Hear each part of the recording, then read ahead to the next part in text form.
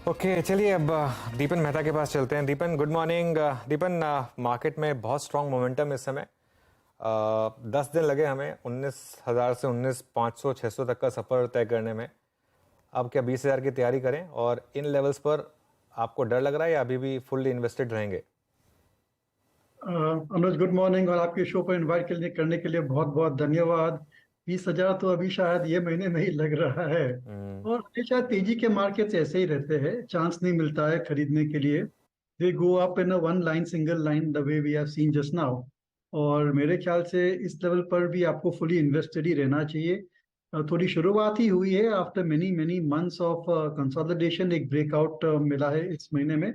मेरे ख्याल से आई थिंक मार्केट अच्छा लग रहा है और इस लेवल से भी और बढ़ सकता है। Of course there will be excesses on one side और द अदर, पर अभी समय नहीं लग रहा है कि मार्केट में प्रॉफिट्स बुक करना चाहिए।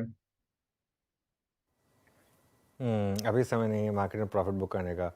दीपन, आईटी में जो इस समय रैली बन रही है और खासतौर से इन्फोसिस, पिछले क्वार्टर की डिसअपॉइंटमेंट को पूरा उसने भुला दिया।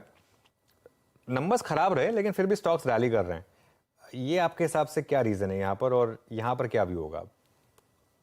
हाँ अनुज, मैं भी सुबह से सोच रहा हूँ कि इतनी बढ़िया तेजी क्यों आ रही है आईटी स्टॉक्स में। आंकड़े तो ठीक ठाक थे, वेदर इट वाज टीसीएस और एचसीएल टेक, ऐसी कोई खास बात नहीं भी है जिसके लिए हम लोग तेजी कर रहे हैं इस सेक्टर में। But after seeing many many decade in the market, में इतना कह सकता हूँ कि मार्केट्स ये जानते हैं जो हम नहीं जानते हैं। और वे बहुत ही ज्यादा फ्यूचर में फॉरकास्ट कर रहे हैं। और शायद लग रहा है कि 2023 में भी है right of year for IT stocks. और उसके बाद आई थिंक ट्रेंड्स काफी अच्छे रहेंगे। और मेरे ख्याल से ये जो चैट जीपीटी और एआई रीजनरेटिव, ये जो अपॉर्चुनिटीज है, ये बहुत ही बड़ी अपॉर्चुनिटीज है। And they can turn out to be big waves in tech spending, जैसे हमने देखा है। Of course it is not clear at this point of time, पर ये जो नई डेवलपमेंट्स हुई है, they certainly provide an opportunity to the large IT company. जैसे हमने सुना कि TCS is training 1 lakh engineers in AI generative and chat GPT.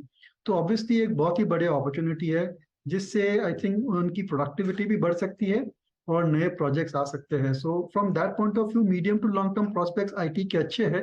It's just that the next 1 or 2 quarters looks very challenging.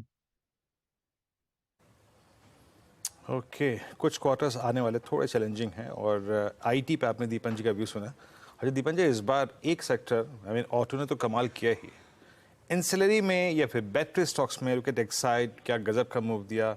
हमारा जब batteries ने participation करना शुरू किया, बट इस बार मेरे ख्याल से थोड़ा सा एक्सपोनेंशियल मूव आया है टायर स्टॉक्स में। लुक एट जेके टायर्स में स्क्रीन पे सडनली ये कैश का स्टॉक आया at all time high. CEAT, Apollo, MRF, आपके पोर्टफोलियो में था सर कुछ, या फिर अभी क्या प्रोस्पेक्टिव है इतने बड़े सब्सटेंशियल मूव के बाद टायर स्टॉक्स पे आपका? टायर स्टॉक में मेरे पास खाली एक ही स्टॉक है, that is not doing well, that is Balkrishna industries. क्योंकि वो एक एक्सपोर्ट ओरिएंटेड बिजनेस हाँ। है and they are making OTR of the highway, OTH of the highway tyres. और जो भी आपने कंपनी कही है, they are I think focused on India transportation sector.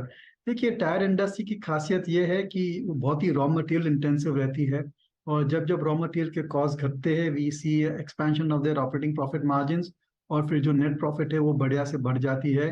पर जैसे जैसे raw material prices start to churn and go on the higher side, तो उनकी मार्जिन स्क्वीज हो जाती है। पर at this point of time I think they are in a very very sweet spot.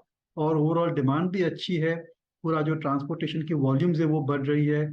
और जो सेकेंडरी सेल्स है इन tyre companies की, वो भी अच्छी तरह से अच्छी अच्छी अच्छी वॉल्यूम दिखा रहे हैं। एक्सपोर्ट के मार्केट भी कुछ कुछ खुल रहे हैं। तो I think next 2-3 quarters looks very interesting for tyre companies. पर मैं इस बिजनेस को एक ज्यादा मल्टीपल नहीं दूंगा, क्योंकि ये साइक्लिकल है। और जिस हिसाब से नई कैपेसिटीज भी आ रही है, आई थिंक कंपटीशन आगे जाके बढ़ ही सकती है। तो I would be a bit cautious and not want to invest in tyre stocks this point of time. लेकिन जो अन्य ऑटो एंसिलरीज है, specially those which have got a good balance of internal combustion engines and electric vehicles, I think इनमें scope बहुत ही बढ़िया है। Specially companies which are in electronics, electrical, wiring, या फिर इंफोटेनमेंट, सिक्योरिटी, सेंसर्स, इन सब कंपनियों में आई थिंक प्रोस्पेक्ट्स अच्छे दिख रहे हैं। कंपनी लाइक सोना बीएलडब्ल्यू, और for that matter Minda, Uno Minda, Minda Corp. I think these are the companies which are the future as far as auto ancillary is concern. लेकिन सर आपने जो शुरू में बात कही ना कि मेरा स्टॉक अच्छा नहीं कर रहा है, वो मेरे को अच्छी नहीं लगी। आपका बालकृष्ण इंडस्ट्री सर दिसंबर 2021 में ही आप समझ लीजिएगा कि 2751 हो चुका था। मतलब जब दूसरे टायर स्टॉक नहीं चल रहे थे, आपका स्टॉक तभी चल रहा था। बट स्टिल आई थिंक ये very close to its all time high, 52 हफ्तों की ट्रैजेक्टरी के पास। अच्छा, ऐसी जैसे कि मैंने मिड कैप में बात करी या फिर एक सेक्टर की बात करी जिसने को सेक्टर को डोमिनेट किया। अब आते हैं सर कुछ और स्पेस पे। देखिए फार्मा अच्छा कर रहा है, हेल्थ केयर अच्छा कर रहा है, डायग्नोस्टिक स्टॉक्स पे क्या एक फ्रेश व्यू, फ्रेश प्रोस्पेक्टिव लेना चाहिए? मैं अभी कुछ दिनों पहले डॉक्टर लाल पैथ लैब की मैनेजमेंट से बात कर रहा था। उन्होंने एक चीज़ बात कही जो कि आई थिंक थोड़ी सी इंप्रेस कर गई कि भले ही क्लाइंट्स की संख्या बहुत ना हो, but number of test within that client वो काफ़ी बढ़ रही है। आपका व्यू डायग्नोस्टिक स्पेस पे, मेट्रोपोलिस पे, डॉक्टर लाल पैथ लैब पे? जी हाँ, आई थिंक उनकी असेसमेंट बराबर है। लॉन्ग टर्म प्रोस्पेक्ट बढ़िया है डायग्नोस्टिक सेक्टर के लिए, लेकिन अगर आप डायग्नोस्टिक सेक्टर्स की वैल्यूएशन देखेंगे and you compare that valuation to other health care stocks, specially the hospital stocks, and forget about maybe Apollo Hospitals जो बहुत ही high price to earning multiple पर ट्रेड कर रहा है because of various reasons, but other hospital stocks are available at far cheaper valuation than the diagnostic companies. और अगर health care में स्पेंड्स बढ़ने वाले हैं तो hospital stocks also should do very well. और पिछले 2-3 तिमाही से आप देखेंगे तो hospital stocks are coming with very good numbers. उनकी ऑक्यूपेंसी यानी कि यूटिलाइजेशन लेवल्स बढ़ रहे हैं, जो एवरेज रेवेन्यू पर पेशेंट है वो भी बढ़ रहा है, और ज्यादा से ज्यादा आई थिंक इलेक्टिव सर्जरीज कर रहे हैं post Covid.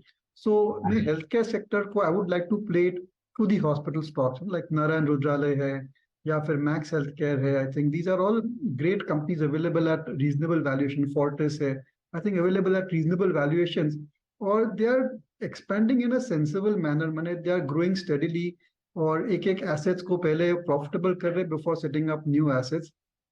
Risk return ratio is favorable. So I would like to play the healthcare sector through hospitals rather than diagnostics, जहाँ पर last 2-3 quarters have been very, very weak, और price to earnings multiple certainly doesn't justify buying at these levels. Okay.